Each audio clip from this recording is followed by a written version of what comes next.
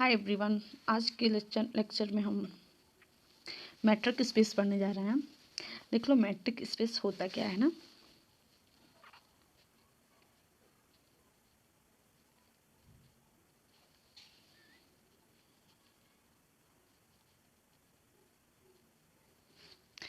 ये matric space है ना। देखो स्पेस का मीनिंग क्या है। स्पेस मतलब सेट, कोई भी सेट जिस सेट के अंदर हम जो भी बातें करने वाले हैं। और मैट्रिक का मतलब डिस्टेंस को मेजर करने वाला कोई एक ऐसा फंक्शन बताइए आप। क्लियर हुआ। तो इसके अंदर हम यही पढ़ेंगे कि डिफरेंट डिफरेंट टूल से हम डिस्टेंस को कैसे मेजर कर सकते हैं। और इन जनरल आप देख लो ये रियल लाइन है। अगर यहाँ पे कोई जीरो होता है, यहाँ पे माइनस इन्फिनिटी, यहाँ पे प्लस इन्फिनिटी, यहाँ पे माना कोई पॉइंट एक्स है तो ओरिजिन से इसकी डिस्टेंस क्या हो गई एक्स। और यहाँ पे अनदर पॉइंट इसकी ओरिजिन से डिस्टेंस वाई हो गई। तो इट मीन्स अगर हम एक्स और वाई के बीच का भी तो डिस्टेंस के बारे में बता सकते हैं। तो क्या लिखूँ मैं, एक्स माइनस वाई। तो ये नेगेटिव भी हो सकता है, पॉजिटिव भी हो सकता है। बट हम जानते हैं कि जो डिस्टेंस होता है वो हमेशा क्या होती है, पॉजिटिव होती है। इसलिए मैं क्या कर दूँगी, मॉड लगा दूँगी। मॉड एक ऐसा फंक्शन है जो किसी भी निगेटिव चीज़ को कोई भी निगेटिव इनपुट भी पुट करें तो पॉजिटिव दे देता है। क्लियर हुआ। तो इस चैप्टर में कुछ यूजुअल मैट्रिसेस हैं जिसको जानना बहुत ज़रूरी है। और डिस्टेंस को डिफरेंट डिफरेंट वे से कैसे हम मेजर कर सकते हैं। डिस्टेंस को मेजर करने के बहुत सारे तरीके हैं ना। देखो कोई इंसान अपने फुट से भी मेजर कर सकता है, कोई हाथ से ही कर सकता है। यहाँ पे हाथ का चिन्ह है। और डिफरेंट डिफरेंट टूल्स हैं डिस्टेंस को मेजर करने। कोई मीटर स्केल से भी मेजर कर सकता है। इस फंक्शन का क्या होता है, एक्स क्रॉस एक्स। मतलब पहले एक्स कोई भी सेट हो सकता है, real number, set of real number, set of complex number, set of all bounded functions, set of sequences, set of all continuous functions. कोई भी सेट हो सकता है एक्स ना। और उस सब पे हम अगर डिफाइन कर ले पा रहे हैं ऑपरेशन कोई भी मैट्रिक्स, एक्स क्रॉस एक्स जैसे 12th में हम लोग पढ़े तो इसका डोमेन क्या होता है, एक्स क्रॉस एक्स ही होता है। मान लेते हैं, थोड़ा सा मैं रिकॉल करा देती हूँ, 1, 2 है एक्स के अंदर, सिर्फ दो ही एलिमेंट है।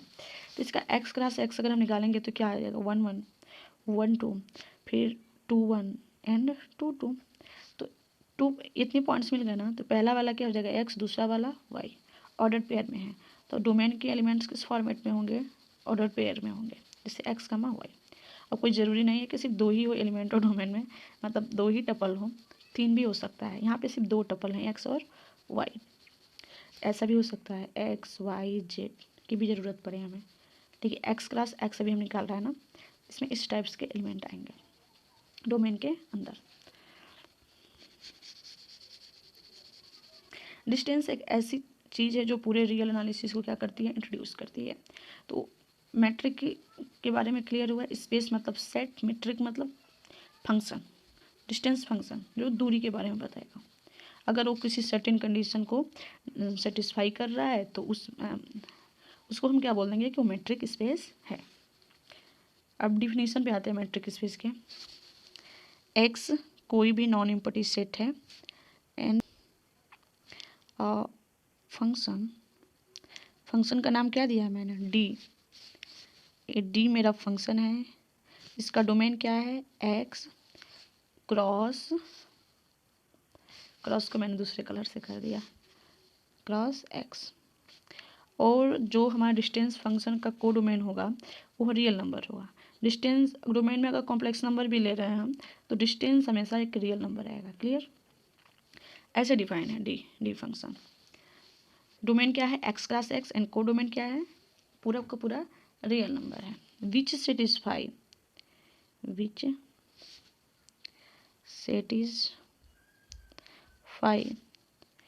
अगर सेटिस्फाई कर रहा है कुछ कंडीशंस को तो हम बोल देंगे क्या होगा, मैट्रिक स्पेस बनेगा।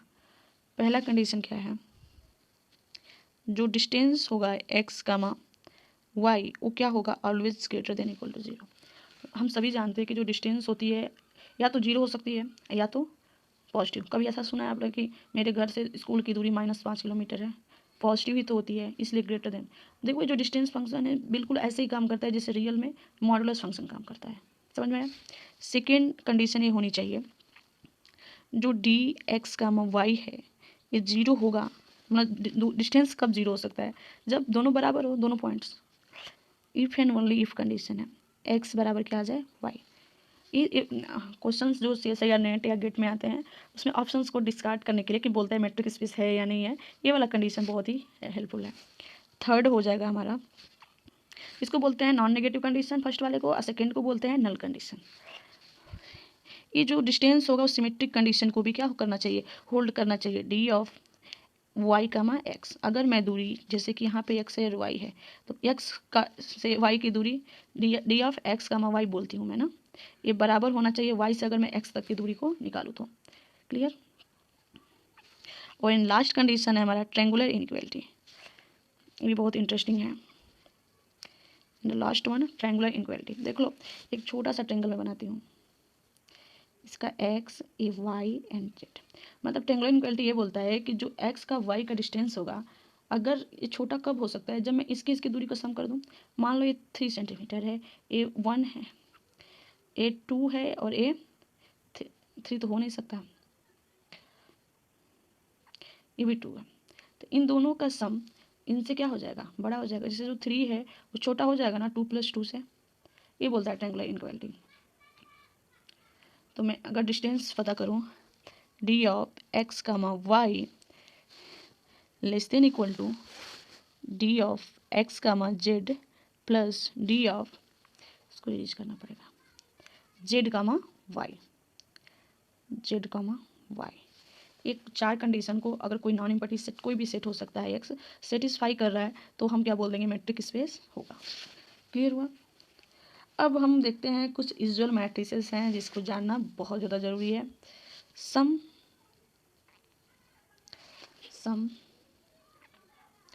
Usual matrices,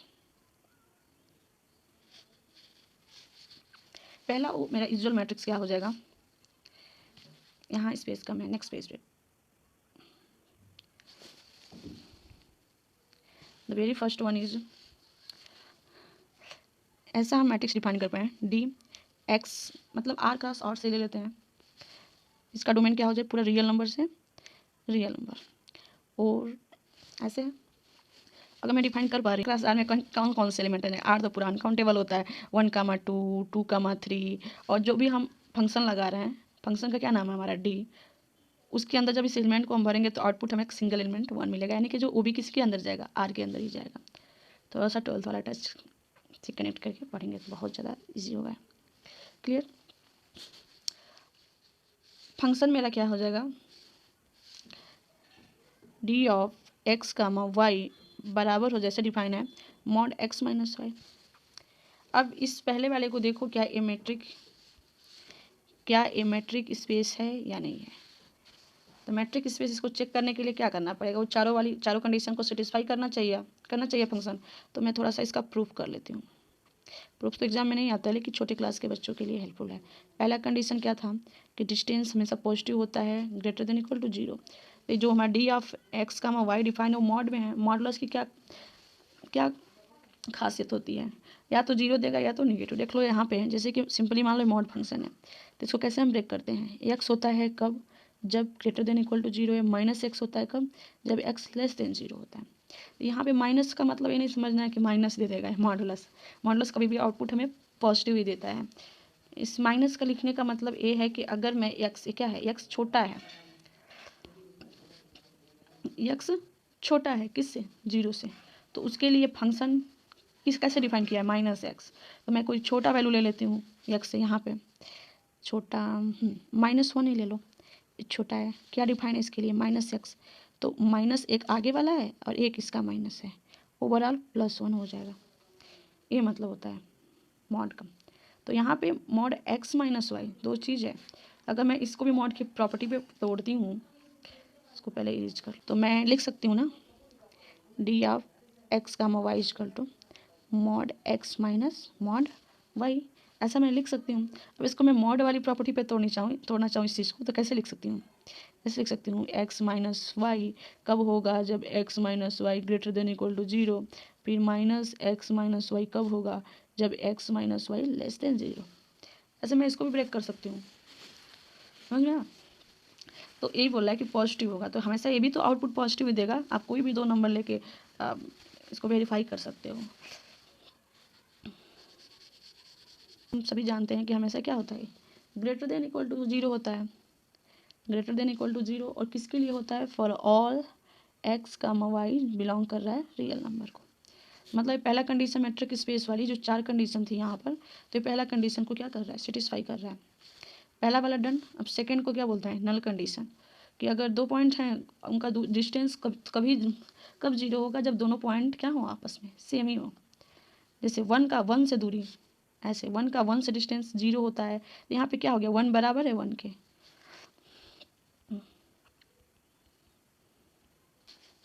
second, D of x comma Y equal to 0 if and only if X बराबर वाई। तो यहाँ पे D of x comma Y equal to क्या हो जाएगा, D of x comma Y equal to mod x minus Y. तो mod x minus Y 0 होगा, mod x minus Y 0 होगा, इसका मतलब ये क्या इम्प्लाई करता है, X minus Y equal to 0, if and only if है ना। जब X minus Y equal to 0 होगा तो क्या हो जाएगा, एक्स बराबर वाई। इस सेकेंड कंडीशन को भी क्या कर दिया, होल्ड कर दिया। अब हमें थर्ड चेक करना है, सिमेट्रिक। थर्ड कंडीशन चेक करना है, symmetric. D of x comma Y equal होगा D of Y comma X के। तो यहाँ पे देखो D of x comma Y किसके बराबर डिफाइन है, मॉड एक्स माइनस वाई के। तो मैं यहाँ इस चीज़ से मैं इसके यहाँ पे चलूँगी, प्रूव करूँगी। लेफ्ट हैंड साइड को राइट हैंड साइड के इक्वल हमें दिखाना, मैं लेफ्ट हैंड साइड लेके चल रही हूँ ना। तो D of x comma Y equal to I can write mod x minus Y. और मैं क्या लिख सकती हूँ, इसमें से अगर मैं माइनस कॉमन लूँगी तो वाई माइनस एक्स लिख सकती हूँ। अब मॉड में कोई भी नेगेटिव चीज़ होता है वो क्या कर देता है, पॉजिटिव बना देता है। तो मॉड वाई माइनस एक्स, अगर D of x comma Y equal to mod x minus Y, तो इसकी जगह पे मैं क्या लिख सकती हूँ, D of Y comma X. Symmetric condition भी हमारा होल्ड कर रहा है। थर्ड अब बचा है क्या, ट्रायंगुलर इन फोर्थ कंडीशन है, D of x comma Y less than equal to D of x comma Z plus D of Z comma Y के। तो D of x comma Y किसके इक्वल है, किसके इक्वल है, mod x minus Y के। इतना मैं लिख सकती हूँ। इसमें भी लेफ्ट हैंड साइड लेके चल रहे हैं, राइट हैंड साइड को प्रूव करना है। This one is my left, this one is my right hand side. Next step में देखो, mod x minus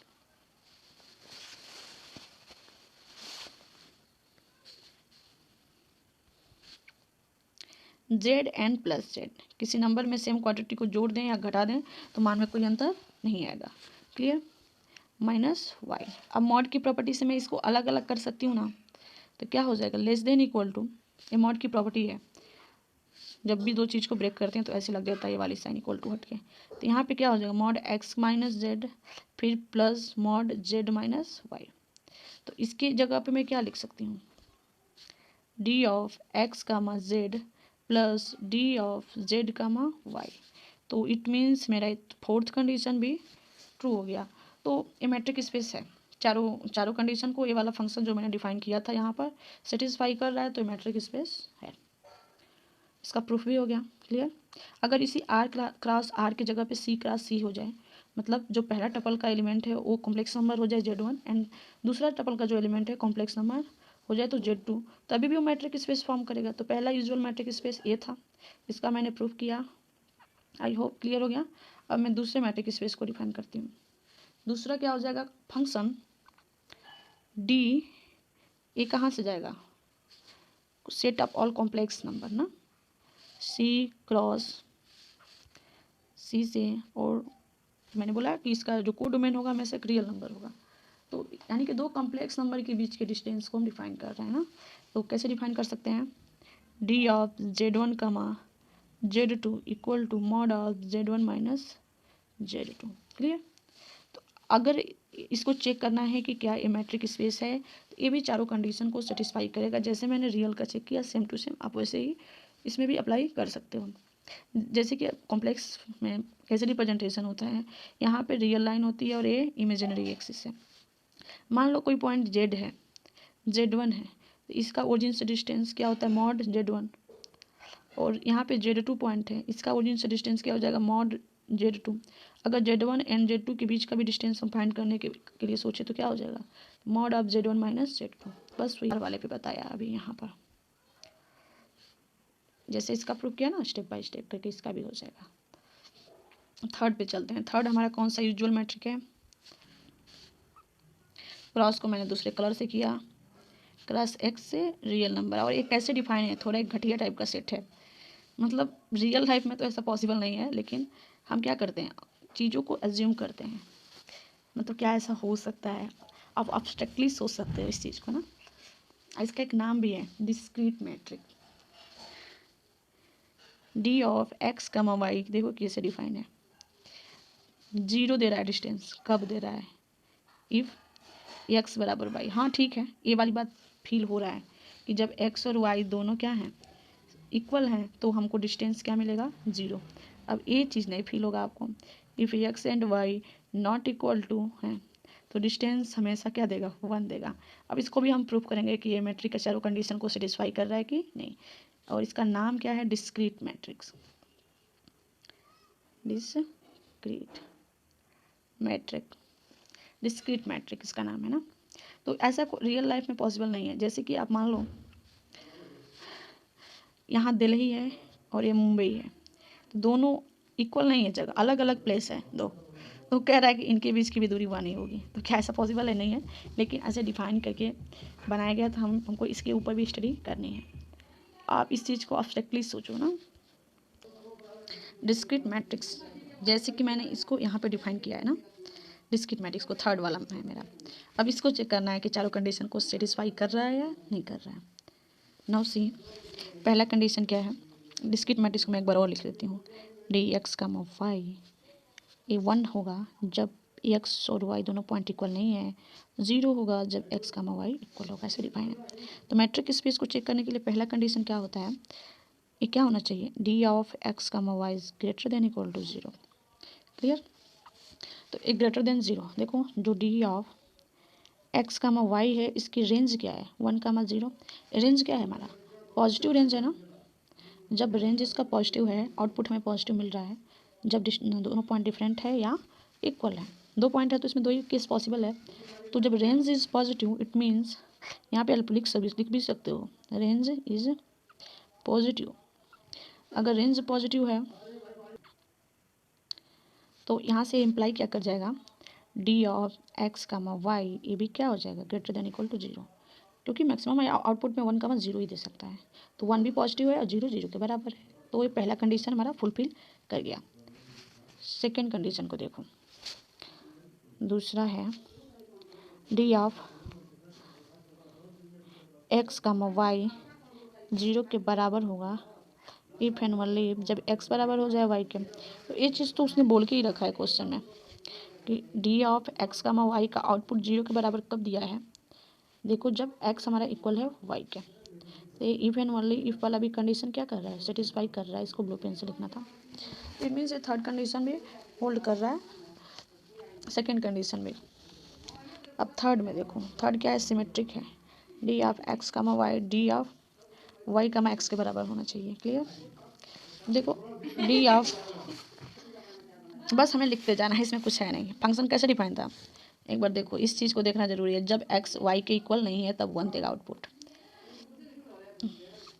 D of x का वाई इक्वल टू मैं 1 लिख सकती हूँ कब इफ़ एंड ओनली इफ जब एक्स बराबर नहीं है वाई से, डिफिनीशन से लिख रही हूँ मैं बस, क्लियर। और डी ऑफ वाई का मैं एक्स कितना लिख सकती हूँ, ये भी 1 लिख सकती हूँ जब वाई बराबर नहीं होगा एक्स के, तो डिफिनीशन से मैं ऐसा लिख सकती हूँ। फिर डी ऑफ एक्स का वाई 0 के बराबर कब हो रहा है as far definition, as far जैसे मैंने डिफाइन किया फंक्शन को, जब एक्स बराबर हो रहा है वाई के। और यहाँ पर डी ऑफ वाई का मैं एक्स 0 कब हो जाएगा इफ़ एंड ओनली इफ इसको भी लगाओ जब वाई बराबर हो जाए हमारा एक्स के। तो यहाँ से हम क्या लिख सकते हैं कि डी ऑफ एक्स का वाई है जो इक्वल हो जाएगा डी ऑफ वाई का एक्स के। लास्ट कंडीशन हम चेक करने को बचा है कि डी ऑफ सिमेट्रिक भी होल कर गया। X comma Y less than होगा D of x comma Z plus D of Z comma Y का। This is my last condition. अब देख लो यहाँ पे डिफाइन कैसे है डिस्क्रीट मैट्रिक्स, ऐसे डिफाइन है।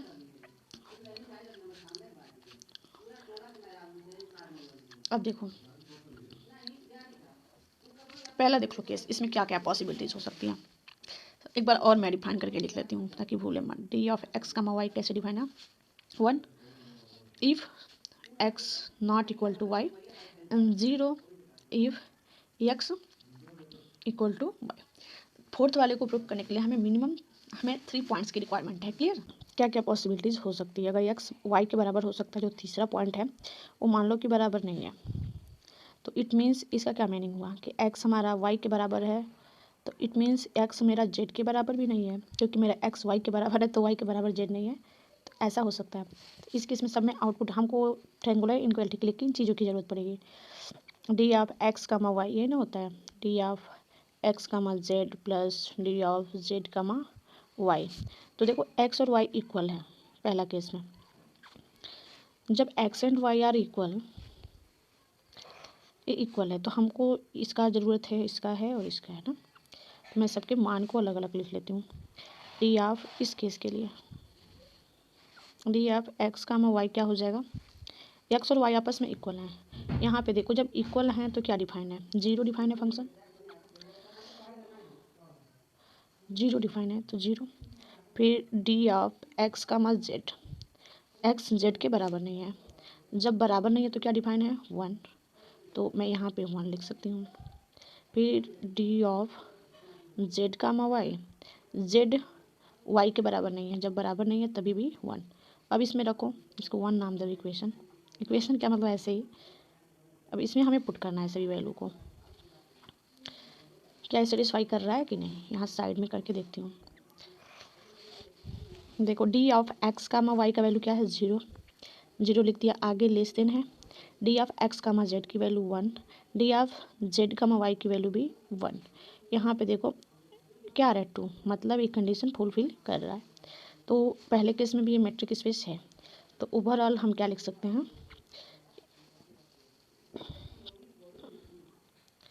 इसको थोड़ा थोड़ा इरेज कर दूँ। मैथमेटिकल लैंग्वेज में कैसे लिख सकती हूँ मैं इसको, मैथमेटिकल लैंग्वेज में लिख सकती हूँ, मतलब इसी चीज़ को लिखना है। फिर से मैं लिख सकती हूँ मैथमेटिकल लैंग्वेज में क्या, पहले इसे समझ लो। 1 + 1 तो it means d of x comma Y less than equal to D of x comma Z plus D of Z comma y. देखो पहला केस था, अब ये दूसरा केस क्या बन सकता है, या तो मेरा एक्स वाई और जेड तीनों इक्वल हो जाए, इट मीन्स एक्स बराबर वाई, वाई बराबर जेड एंड जेड बराबर वाई। तो यहाँ से मैं फाइंड करूँ हमें किस किस चीज़ों की रिक्वायरमेंट होगी, d of x comma y and d of x comma z and d of Z comma y. जब ये तीनों ही आपस में इक्वल है तो इस डिफिनीशन से, डिस्क्रीट वाले से, जब इक्वल हो रहे हैं तो क्या हो रहा है, 0 आउटपुट मिल रहा है। तो क्या हो जाएगा, इसका भी वैल्यू 0 0 0। तो इसमें भी एक कंडीशन फुलफिल हो रही है ना, 0 लेस देन इक्वल टू 0 + 0। ये इम्प्लाई कर रहा है D of x comma Y less than equal to D of x comma Z plus D of Z comma y. 2 cases मैंने डिस्कस कर लिए, कब, जब मेरा एक्स वाई के बराबर हो रहा था और जेड एक्स जेड के बराबर हो रहा था, एक बार जेड के बराबर नहीं हो रहा है। अब थर्ड वाले में देखो, थर्ड पॉसिबल केस क्या बन सकता है, एक्स मेरा वाई के बराबर नहीं होगा लेकिन एक्स मेरा जेड के बराबर हो जाएगा। डेट इज़, ऐसा बोल सकती हूँ कि एक्स मेरा जेड के इक्वल है,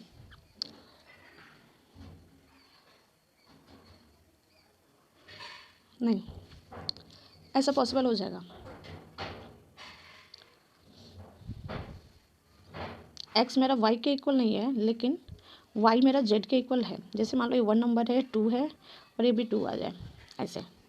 तो यहाँ पे क्या दिख रहा है, एक्स मेरा वाई के इक्वल नहीं है तो एक्स मेरा जेड के भी इक्वल नहीं होगा ना। तो ये इम्प्लाई क्या करेगा कि x not equal to z but y and z are equal. Clear. फिर मेरे को किस 3 चीज़ों की रिक्वायरमेंट होगी, d of x comma Y की वैल्यू क्या मिल जाएगी 1, क्योंकि इक्वल नहीं है, और d of x comma Z की वैल्यू क्या मिल जाएगी ए भी इक्वल नहीं है 1 and d of z comma y and z are equal then 0 distance, तो ये भी उस कंडीशन को फुलफिल कर रहा है 1 + 0 में, 1 में कुछ ऐड हो रहा है 0 समथिंग, तो इट मीन्स ये less than or equal to वाली बात को सेटिस्फाई कर रहा है, तो इस केस में भी ये सेटिस्फाई कर रहा है टेम इक्वलिटी का। एक केस और डिस्कस करती हूँ, बचा है क्या कि जब मेरा एक्स फोर्थ